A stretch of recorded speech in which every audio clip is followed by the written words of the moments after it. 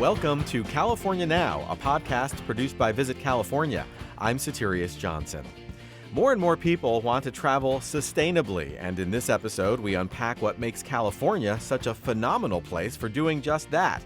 We start with Kind Traveler CEO Jessica Blotter, who highlights eco-friendly lodging options across the Golden State.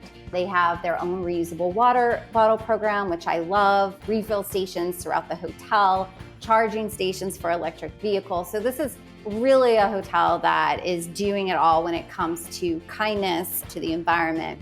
After that, Oksana and Max St of the sustainable travel blog Drink Tea and Travel tell us about taking an electric approach to the classic California road trip. We rented a Tesla. There's so many chargers all over the place. In terms of that, it was very straightforward. And kaller-Vincent of Ocean Connectors shows us San Diego's wild side, from birding and biking to a whale watching and citizen science tour. That's all coming up on California Now.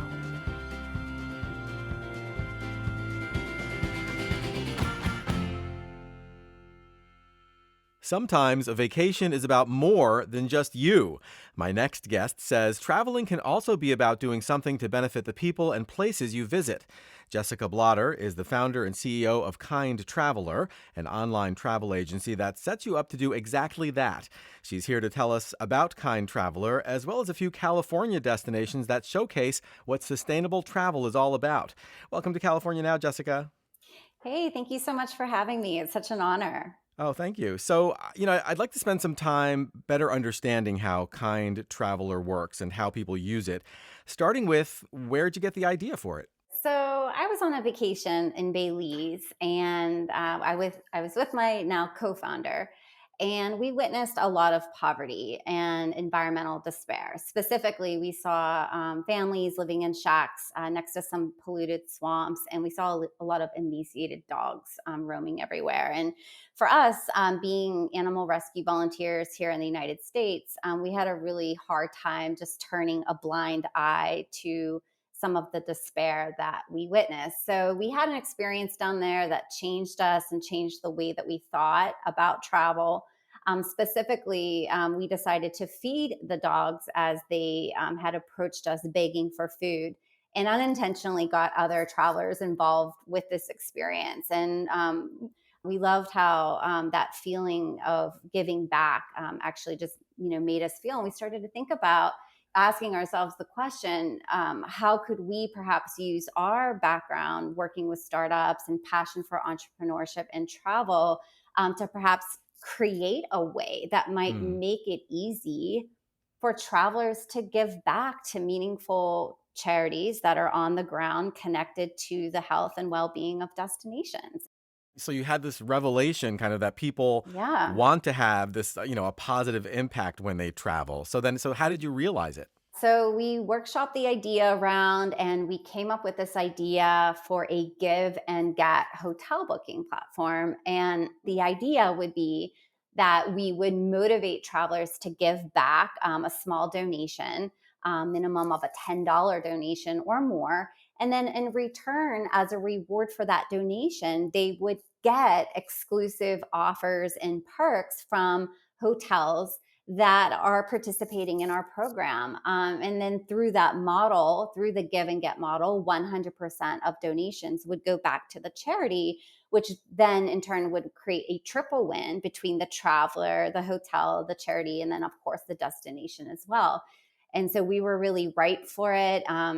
It took us 4 years to build, and then we launched it in 2016 as the world's first socially conscious give and get hotel booking platform that empowers travelers to give back to communities that they visit. So this is basically kind of like a way that travelers can donate to causes that the money's going to go directly, 100% of that money's going to go directly to these groups on the ground in those areas that are doing important work.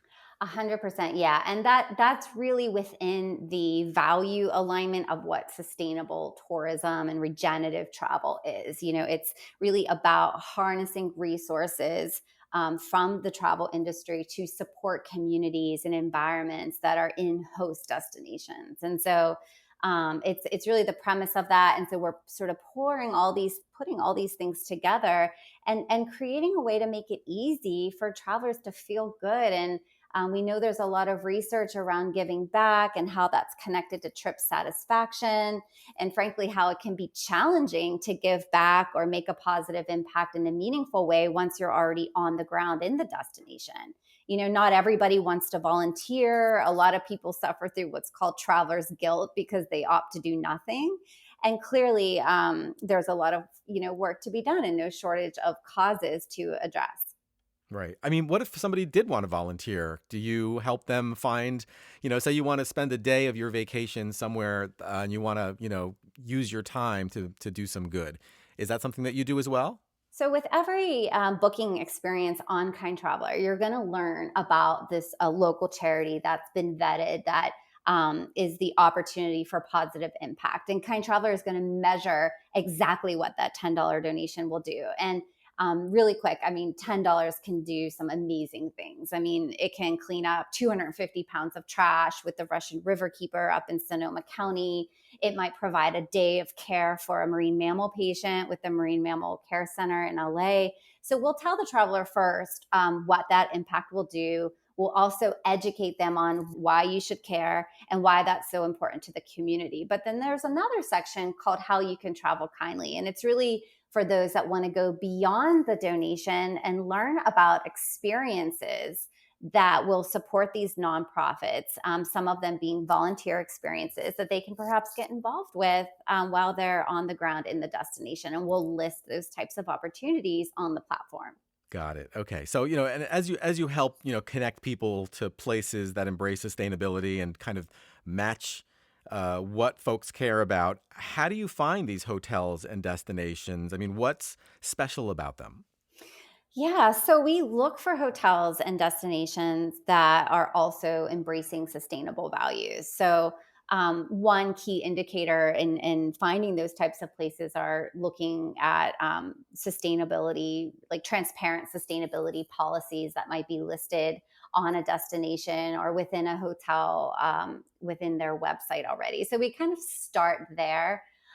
California, there are so many wonderful places throughout the state that are already embracing sustainable travel principles, such as Lake Tahoe and Hmm. Sonoma County. So our work here is really well primed and positioned because we have so many hotels and industry players that are very much already on this journey. And we're definitely going to talk about those spots in California. We're going to hit those in a minute. But before we go there, I was wondering if you could tell me, like, who uses Kind Traveler? Like, who's a typical repeat customer?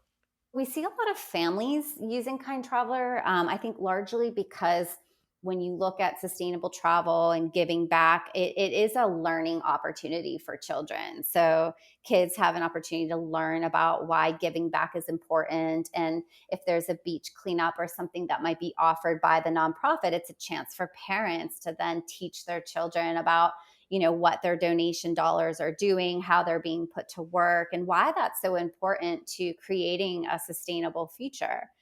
We also see a lot of interest from millennial and Gen Z travelers. They're growing up in a different era and certainly have expressed a lot of interest in sustainability from a very young age. And so we do have a lot of traction and interest with those types of travelers. All right, so let's talk about some sustainable destinations. I mean, I hear California is a leader in the category, actually. So let's start in Lake Tahoe, a destination that really champions eco-friendly travel. Do you have partners there? Tahoe is, they're known for their water, right? 99.99% pure, which Hmm. is an environmental success story I should share. But there we work with Edgewood Resort in South Lake Tahoe, as well as Plump Jack Inn in North Lake Tahoe. And travelers can find exclusive offers from both of those hotels when they support Take Care Tahoe, which is an organization that is actually made up of a collection of more than 30 environmental organizations inspiring others to take action and preserve the beautiful natural environment of Lake Tahoe. So they also offer a wide array of interesting events that you can get involved in while you're there. Like you can There's a science speaker series that they have going on this summer where you can learn about the power of bees and other topics such as the microclimates of lesser known varietals of wine. So all sorts of things that you can do there. But I think that Kind Traveler offers a great place to discover these types of charities that are doing interesting work and also provide opportunities to get involved while you're there. That's great. Okay, let's do another spot in California, maybe somewhere along the Central Coast. San Luis Obispo, perhaps. Travelers wanting to visit the Central Coast can check out Hotel Slow. It's really the perfect home base for visitors to explore the attractions of the area. When you're booking with Kind Traveler, you'll have an opportunity to support the Surfrider Foundation San Luis Obispo chapter, which is a nonprofit dedicated to the protection and enjoyment of the world's oceans and beaches. So another thing that travelers will enjoy about Hotel Slow is its eco-friendly hospitality. They have their own reusable water bottle program, which I love, refill stations throughout the hotel, charging stations for electric vehicles. So this is really a hotel that is doing it all when it comes to kindness to the environment and communities. While you're there, if you want to have an experience, you could sign up for a beach cleanup with the Surfrider Foundation Slow chapter. Or if you'd like to have your own independent beach cleanup and don't really want to stick to a schedule of any sorts, a new program that launched this summer that I love, it's hosted by the Central Coast Aquarium, which has a great program for anyone who wants to do a spur of the moment beach cleanup. So they have a beach cleanup corner where you can go and grab your supplies. And then when you return, they will teach you how to sort the waste collected as well as track what's been collected so far. So you'll learn about some really unique measurement aspects of how the waste is being recycled and utilized and perhaps upcycled as well. And so that's a really unique experience, especially for family travelers that might want to also teach their children about, how to get involved with cleaning up our oceans. Yeah, I was going to say that would be a great kind of event to do with kids, kind of like to get them into the swing of things. And we should say Hotel Slow is that's SLO for San Luis Obispo for people who don't know. That's absolutely right. Okay, so let's hit one more destination. Your choice. Where are you taking me? Sure. So I absolutely love Sonoma County up in Sonoma wine country. They have so many ways that you can easily favor sustainable travel. I mean, first, the fact that their 99% of their vineyard acreage is certified as sustainable. So, so many wonderful things to do, including one of my favorites as well is just kayaking down the Russian River. Such a great experience. But we have a variety of really incredible hotels in Sonoma County, some like Farmhouse Inn. We have the Flamingo Resort and Spa, the Sandman, Timber Cove even. And when you book through Kind Traveler, you have an opportunity to support a variety of charities, some being Farm to Pantry or Charlie's Acres, or about 5 other nonprofits that we have on the ground in that destination. Mm-hmm. And what are some of your favorite ways people can get involved when they're in Sonoma County? Check out Charlie's Acres Farm Animal Sanctuary, which is a nonprofit dedicated to rescuing farm animals who were abused or destined for the dinner table. They offer some really cool experiences like sheep meditation, if you've never heard of that, but also goat yoga and just a really, some really just unique opportunities to connect with animals in unexpected ways. So, besides staying at one of these hotels, what are some other ways the average person can become a more eco-friendly traveler? Yeah, absolutely. So, thinking about the way that you travel, the transport. So, thinking about how to lower your carbon footprint when you actually travel. So, thinking about how can you perhaps get involved with public transport? Are there trains that you could take? Is there an opportunity for an electric vehicle? Those are some of the things. Walking, choosing places that have good walkability. So you're not driving around the entire time. Those are some things, just looking at actually how you travel. When you have to get on a plane, taking one direct flight versus a flight with lots of layovers is better for the environment. So those are some of the things. This is a really long conversation we can go into. A couple other little things is, pertain around just embracing a mindset of leave no trace, pack in and pack out. Very simple. Let's leave destinations better than before we arrived. And let's, shoot only photos and leave nothing but footprints. Those are the types of things we need to be thinking about.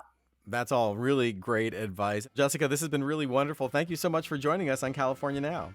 Thank you so much for having me. I really appreciate the opportunity.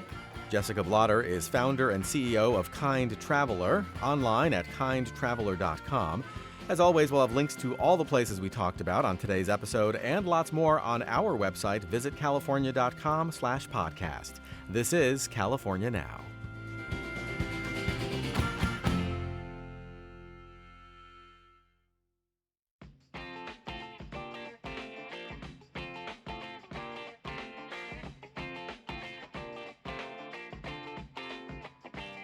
I want to tell you about an interesting clothing company called Doer. They make clothes for the way a lot of us live today. Doer makes pants, for instance, that you could easily wear while biking to work, and you'd still look great at the office or at a nice dinner that night. Oh, and if you wanted to go rock climbing on your lunch break, they'd be perfect for that too. Now, my first reaction when I tried their jeans, shorts, and polos was, this is high quality stuff, maybe too nice to wear out in the wild, but if you want to feel stylish and comfortable, even when you're out roughing it a little, you should check them out. Also, since this episode centers sustainability, I should mention Doer is big on plant-based fabrics, not synthetics, and on designing clothes that last. ShopDoer.com is the website. That's shopduer.com. ShopDoer.com.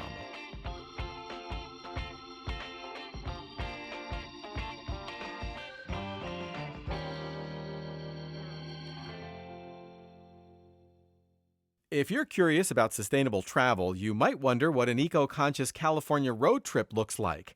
My next guests went on exactly that kind of adventure, journeying from wine country to the Tri-Valley region and down the coast of Ventura. Oksana and Max St. run the award-winning blog Drink, Tea, and Travel. Oksana, Max, welcome to California Now. Thank you. Great to be here. Thanks for having us. Yeah, so to start us out, just briefly, how did you first become travel bloggers? Yeah, that started a long time ago now. So we first became travel bloggers back 7 years ago now. And it all started with just a little hobby, a little blog to write about our travels, and kind of grew into something bigger. And now it's a full-time business. We're full-time travelers. We, travel the world, write about it, and tell our stories through our blog and social media channels. It's kind of like a lot of people's dream to do something like that. Was it scary for you guys? I mean, what was it like? Yeah, we are living the dream. Yeah, absolutely. It was a big scary jump at first. You're leaving the 9 to 5 behind and the comfortable. But we're pretty excited, and we kind of started off as just taking one big sabbatical and a year of travel or whatever it may be. And that was 7 years ago. We never looked back. So it worked out pretty well for us. It's not for everyone, but we absolutely love it. And to be fair, we were travelers beforehand as well. So when we did decide to quit our jobs, we were actually living in Australia at the time. So by no means were we homebodies that had never left Canada before. We were avid adventurers before. It was a natural step forward. Right. Made it a little easier, I guess. Exactly. Yeah. So how did you decide to focus specifically on sustainable travel? I mean, what was that light bulb moment that made you say, like, okay, we're going to go in this direction? So what happened was we started noticing the impact that travel has on the destinations we're visiting and on the environments that we're going to see. And we basically realized that we can be doing better as travelers, and we can be trying to be more sustainable in our travels. And so that's kind of how the idea came about, and we just became more and more conscious of what we're doing and the impact that our travel was having on the environment.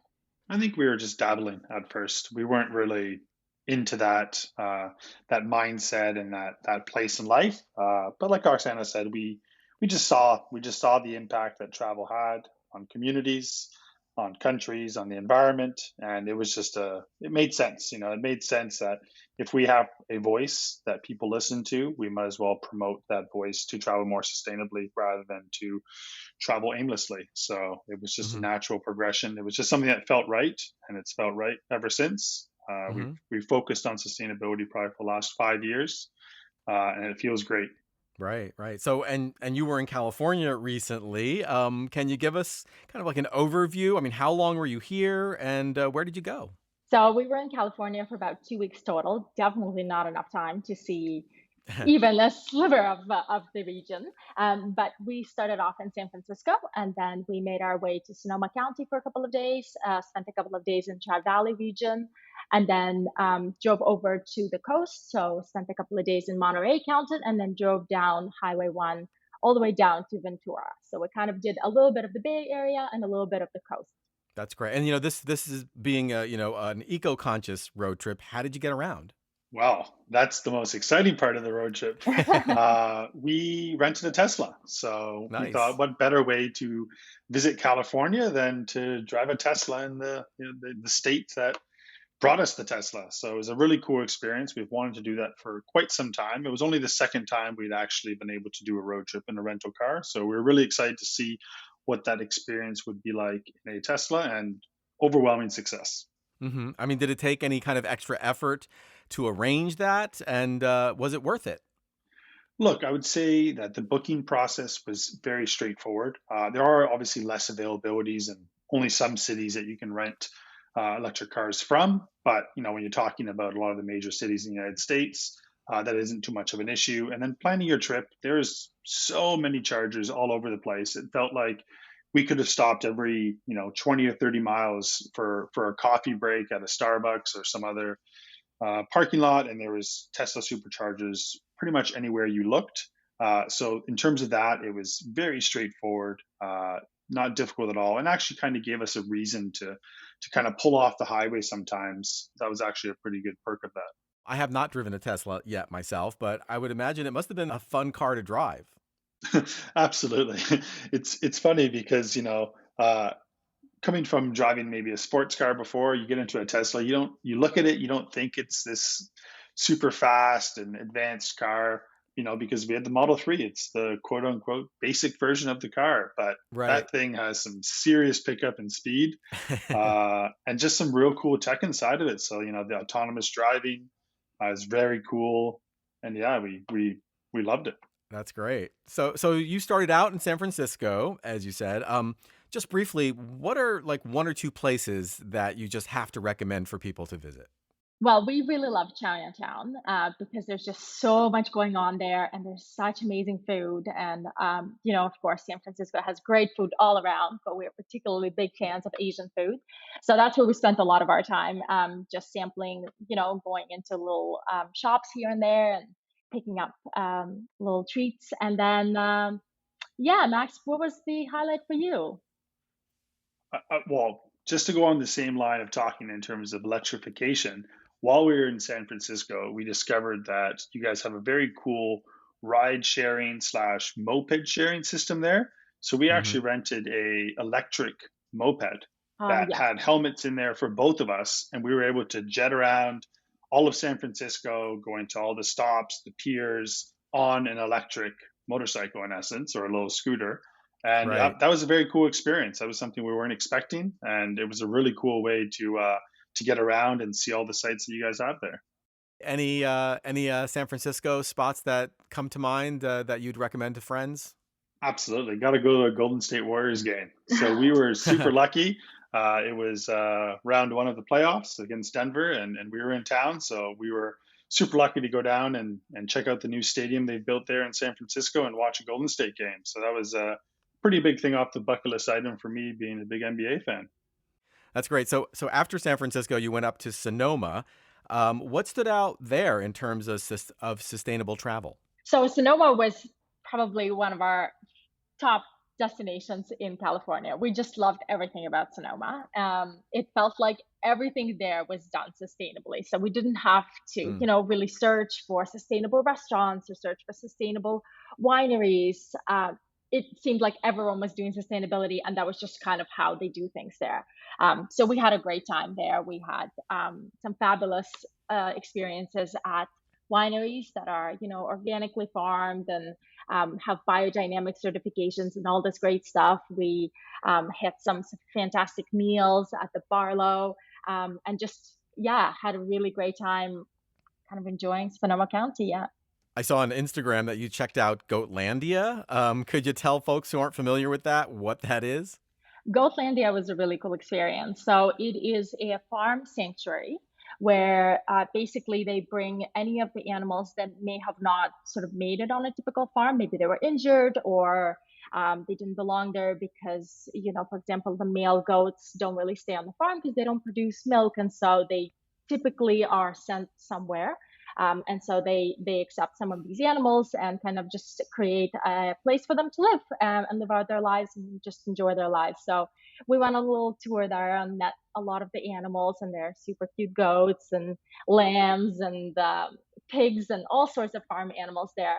But what was really great is that it's not just kind of like a petting zoo, which there's a lot of places like that in around the US and around the world, but this is really purposeful. You go and you learn about the farm animals and the impact that farms have on the animals, and the impact that you can have on farm animals by choosing to eat a more plant-based diet. So there was a real focus on how you can improve the lives of farm animals, and how you can kind of adapt your eating styles to a more plant-based eating.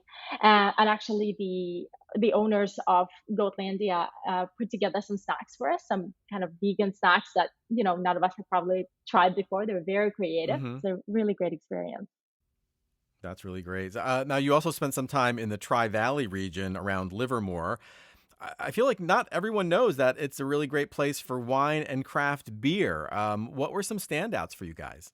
Livermore was awesome. I think Livermore Valley as a wine region is definitely lesser known compared to, Sonoma County or Napa Valley even. And it's a gem. There's a lot of great wineries there, and we particularly enjoyed actually the food and wine scene. So amazing restaurants and some really great kind of small cafes and really great craft breweries, and we just, it felt like the entire time we did a little bit of hiking in the region. So we were hiking and we were eating and we were drinking wine and we were eating and hiking and drinking wine again. So it was a really great just a balanced we spent the weekend there, so it was a perfectly balanced weekend because that's just what you do. Uh-huh, right. It sounds like you gave the drinking tea a little bit of a break for this road trip. Yes, definitely. We do drink tea, but we keep joking around. On occasion we dabble in wine and beer as well. Were there any particular places that really stood out for you there? Well, actually, you talked about tea. So my favorite place to sample tea actually on this California road trip was in Tri Valley, and it was this cute little cafe called the Press Cafe, and they do these amazing open face toasty sandwiches, and they just look super colorful, like you're eating a rainbow. And at that cafe, they had a really great selection of loose leaf teas. And my personal favorite, currently obsessing over matcha lattes.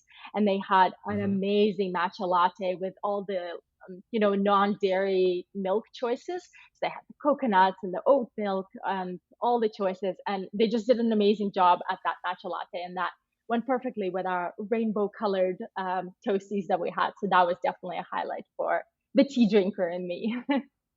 Yeah, that's great. What about wine or craft beer? Were there any standouts that you'd send friends to? Yeah, we went to the Altamont Beer Works. So it was a very cool craft brewery in town with, I don't know, 5 to 10 different craft beers on tap. And we just were able to sneak in there and try some of the beers that they had on one of the sampling paddles. So it was very cool. We always like trying some local craft beer wherever we are in the world, because every craft brewery has their own take on what a craft beer should be and what this IPA should taste like or this sour. So it's always good just to see that local flair come in from individual regions. Now I hear farm to table dining is also pretty popular there. Any memorable bites to share? So there's a really great restaurant that we went to there called Range Life, and I think if I'm not mistaken, it actually has a Michelin Bib Award. So it's kind of cool. It's really hard to get into, and we were lucky to get a reservation. And they have a really modern fare on the menu, very seasonal, very just focused on kind of what's in season at the moment. So we had a great meal there, and definitely enjoyed kind of the unique take on the menu that they've got there. So after that, you traveled down the coast to Monterey and Ventura. I mean, just briefly, what were a few of your favorite stops that you'd recommend maybe I should check out? So when we were in Monterey County, one of the most kind of surprising stops for us was actually a winery. Now, when you think Monterey County, you kind of think, ocean, coastal, whale watching. You don't necessarily think wineries. And we have Right. discovered a beautiful winery there called Folktail Wineries, located in Carmel. And it is just a beautiful place. It's 100% organically farmed. So their winery is sustainable, and the wine itself is fantastic. But what we really loved about the place is just kind of the vibe of the garden. So you go outside and you get to do wine tastings outside, and they've got this beautiful space with wine barrels, and it kind of looks like the kind of place where you want to have a wedding, outdoor winery Mm-hmm. inspired wedding.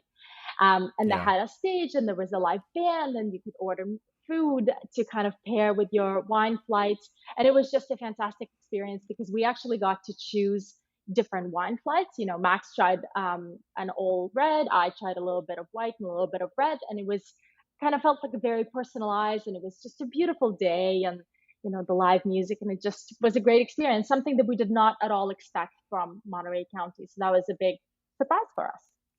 What about you, Max? Yeah, so the second day that we were there, we decided to kind of drive around the car a bit. We went down to Point Lobos State Reserve, and that was very cool. There's lots of hiking trails down there. Got to see some of the seals in the harbor. Also, there's a huge colony of birds. We're into wildlife quite a lot in photography, so it was very cool to take that little walk. And then on the drive back, we decided to do the Pebble Beach Drive. So that's the famous golf course that everyone knows that it is, but it's a very Mm-hmm. beautiful. They call it the 17-mile drive with lots of stops along the way where you can see these old petrified trees and then some cool ocean shots. So that's a very cool drive that we kind of took back from Point Lobos back to the main city of Monterey. And what about Ventura? Were there any spots there, anything that really stood out to you that you would definitely recommend people go visit? Yeah, Ventura was a very surprisingly fun city. It is very hip and vibrant and just so colorful.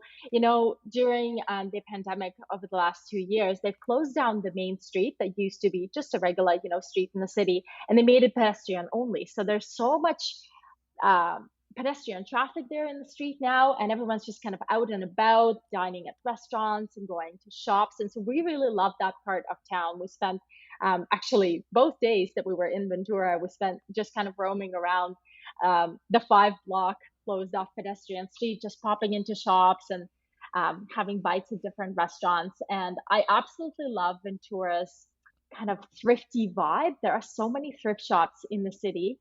Everything from kind of trendy clothing to baby goods to furniture. Obviously, we didn't go furniture shopping, but tons of places to check out. And there's a really cool shop there called the Refill Shop, and it's kind of like the sustainable advocate's dream shop.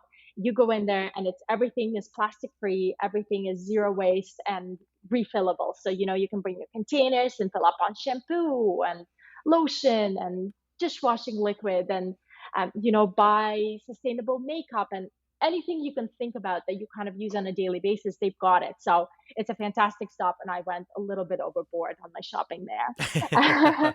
And there's also really great restaurants in Ventura. We actually had a fantastic meal, kind of stumbled upon a restaurant called Lure Fish House by accident, and it was fantastic meal. Just a different, again, take on kind of the typical seafood that we see elsewhere along the coast, Mm-hmm. sustainably Mm-hmm. sourced, but also just different dishes. We had this amazing grilled artichoke dish that we were both just so surprised it tasted fantastic, and it was just so simple but so delicious. And there was just a good vibe, and we enjoyed a bottle of wine from California with it as well. So it was just a great way. It was our last meal of our time in California, so it kind of was a perfect way to wrap up the trip. Yeah, no, it sounds like it. And it sounds like the whole trip was just so great. Before we wrap up, let's kind of just zoom out a little bit for a moment. What would you say are some other sustainable travel tips you might want to share with people if they're thinking about doing it themselves? So, we always say to people, sustainability can seem a bit overwhelming and unachievable at times. People often think that if they want to be sustainable, they have to like jump fully in. And we always say, don't worry about it, take it one step at a time. Do this trip just a little bit better than you would do maybe the trip a year ago, or any previous trip that you have been on. Try to pick a hotel that's a little bit more sustainable than the previous hotels you've stayed at. Or if you're looking for restaurants, just try to see if they have sustainability mentioned anywhere on the menu. It doesn't have to be that every single restaurant you go to is sustainable, or every single hotel you stay to is eco-friendly and LEED certified. It's so easy to get caught up in that kind of wanting to be perfect, but the best thing we can do is to just take one step at a time. It's super easy to do it in California, which is why we really enjoyed traveling in California. Right. Max, any closing thoughts? I think she just stole the words out of my mouth. I was just about to say that it's not always about green. It's sometimes just about local. If you eat some fresh seafood from the coast, or you eat your produce from California, that means it doesn't have to get shipped from somewhere else. So if you're eating local, then you're already doing a very good step towards helping the environment and the transportation of that.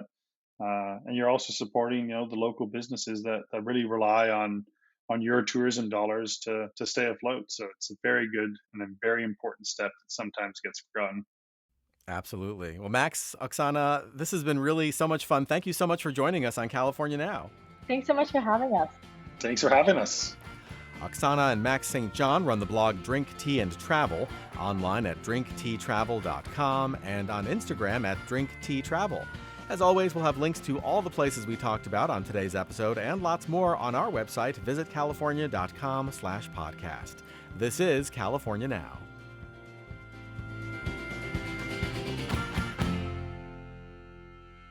Sustainable travel is a big deal in California, in no small part because of the state's amazing array of ocean wildlife, from whales and sea lions to migratory birds. My next guest says you can see and learn about all three in San Diego. Ida Kaller-Vincent leads the Eco Tour program at Ocean Connectors, showcasing the area's fascinating ecology by boat, bike, and kayak. Welcome to California Now, Ida. Thank you. So, for folks who aren't familiar, what is Ocean Connectors? We are a small non-for-profit that are based in San Diego, and we provide free marine conservation education for youth in underserved Pacific communities. So that is National City, which is just south of San Diego, and also in 27 schools in Nayarit in Mexico. And we provide field trips as well as presentations. That's really cool. So in addition to educating students on marine conservation, the general public can also sign up for your eco tours, right?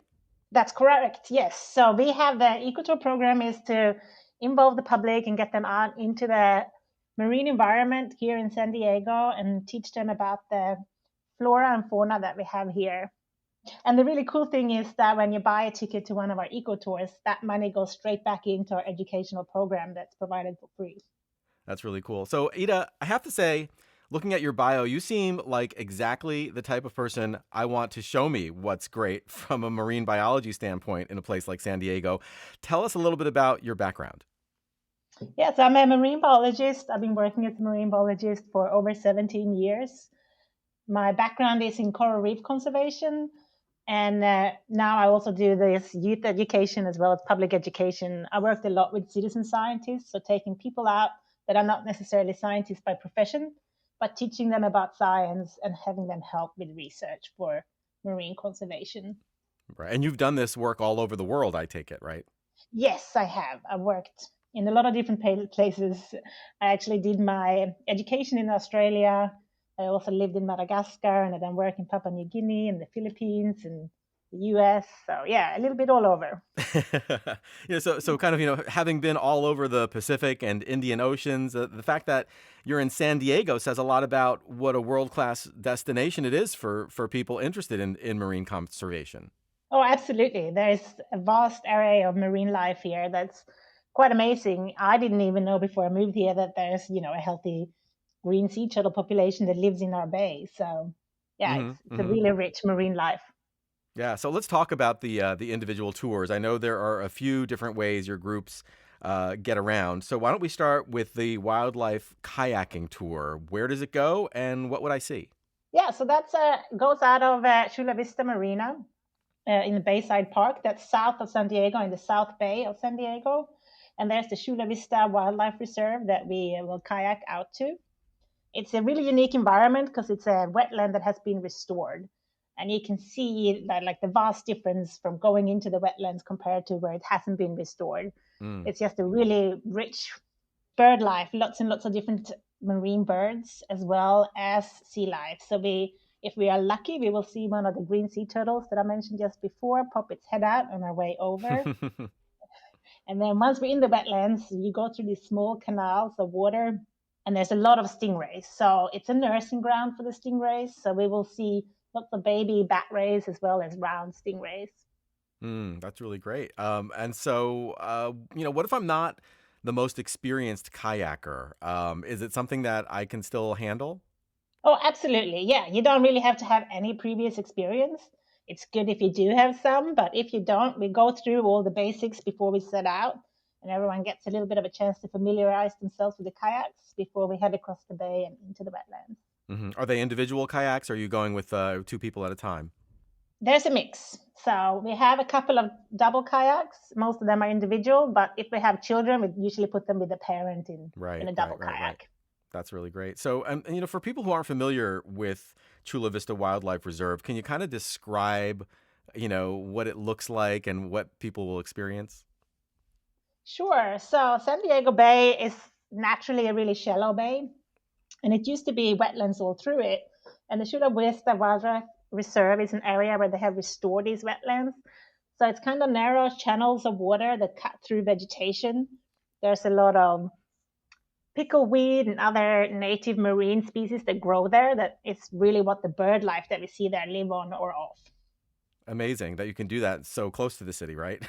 Exactly, yeah. And most people don't even know about it. I have a lot of guests from San Diego, and they had no idea before they came on this trip Oh, that, that's funny. That's these wetlands are here. Yeah. Now you also do a couple of tours by boat, right? So how does that work? Yeah, so we have our whale watching eco tour that goes out during the whale watching season, which is December to April. Then we go on a bigger boat, and we will actually head out into the open sea on that one. So we start right down in downtown San Diego. We go through the bay and head out past Point Loma into the open ocean to go find whales and dolphins and other creatures. I think on my last whale watching tour of the season, we saw a thresher shark jump out of the water. So that was Oh, pretty special. amazing. Wow. And how long do those tours take? Are we talking about, spending an afternoon out on the water? It's a morning, they're all morning tours, and the Hmm. whale watching one is probably our longest tour. It will be like 3 hours, sometimes 4 hours. It depends a little bit on Hmm. where we find the whales and how far out to sea we have to go. So, Ida, what kind of whales would we see when we go on the whale tour, and what's it like? So the most common whale species we see is the gray whale. We will occasionally also see humpback whales, and on a very rare occasion, if we're lucky, we might see an orca as well. Hmm. Oh, that's really great. And what's special about the whale watching tour? I think it's really special that you get to come out and see these whales that are right off our coast. And a lot of the time, we're lucky they are curious. We get to see them pretty close up. And then the real special thing when you come on one of our eco tours is that we also do a little bit of citizen science. So we use the Whale Alert app to record the whales we see, that then information that are then passed on to scientists that they can use for their research. We also inform if we see any injured or entangled whale, and that then goes to NOAA and they send out a rescue team. So it's a way that you can partake and be part of the conservation that's happening here in our region. So people on the tour can actually put these apps on their phones and then actually help scientists collect data for the research they're doing and for the conservation efforts that they're part of. Oh, yes, absolutely. That's correct. And then they have this app on their phone so they can continue to contribute even after the tour. What about the Sea Lion and Harbor Tour? I mean, how would you describe that to somebody who has never gone on a tour like that before? The Sea Lion and the Harbor Tour, we start straight out of downtown San Diego and we go out into the bay. It's a really nice tour, particularly for people from out of town as well as locals, but out of town because you get to see the local landmarks as well as learning about sea lions and going to see the sea lions at the Navy docks. So we'll be cruising through the harbor, looking at all the different sites, the Coronado Bridge, Shelter Island, all our local landmarks. And then we also get to see the sea lions when they are hauled out on the docks. And we go through and talk about the ecology of sea lions and the conservation efforts that are being made here in San Diego to protect them. Yeah. So what's something that surprises people about sea lions when you kind of, do your thing, you tell them about the sea lions? What do you find that people are most kind of surprised to learn about them? Oh, I think one of the most fun facts is that, we all have the image of a sea lion balancing a ball on their nose. Right. But they're actually using their whiskers, and their whiskers are very tactile and they're like hands and they can move them around. So they're actually kind of holding the ball rather than balancing it. Interesting. I never knew that. That's amazing. So they can actually kind of move them around and kind of articulate them almost like fingers or something? Yeah, exactly. That's really cool. Then there's the birding and biking tour. And I know that birders can be very passionate about the hobby. How would you describe the tour? Yeah, so it's a biking tour. We start down by Imperial Beach, down in the South Bay again, which is where we have really rich bird life. It's a tour that's for anyone. It's for any beginner. And actually, most of the guests I have are beginner birders. They like to learn a little bit more. We teach you about the bird life we see. And we also use eBird, which is a citizen science platform where you can record your birds and you can create bird lists for yourself as well as providing information for scientists. Mm-hmm. So where exactly do you go on the tour and what's the area like? We start on the Bayshore Bikeway. So that's a bikeway that actually goes all around the bay here in San Diego. And we will just do the southern section of it. And do you tend to spot any like rare or special birds that maybe people can only see, in this area? We do, and particularly we have a lot of migratory birds that arrive in winter. So wintertime is a really good time to do this tour if you want to see the migratory birds. We then get species that come here to keep warm over the winter. Most of them come down from Canada or the Pacific Northwest. But also my favorite time of year is actually right now, so like May, June, and that's when the least tern and the Caspian terns nest. So we see a lot of terns, like hundreds of terns in the area. There's a beach out there where they all nest, and they're amazing to watch when they fish for their prey because they will hover over the water and then dive in to get the fish. Well, Ida, this has been really wonderful. Thank you so much for joining us on California Now. Thank you. My pleasure. Ida kaller-Vincent leads eco tours for Ocean Connectors in San Diego, online at oceanconnectors.org. This is California Now. It's hard to believe, but this is the 75th episode of California Now. It's been an amazing journey so far, and I'm incredibly excited about what the future holds in store. Having said that, we're about to go on hiatus for the summer. We'll recharge our batteries, discuss some cool innovations, plan out new episodes, and reconnect with you in the fall. Talk to you then.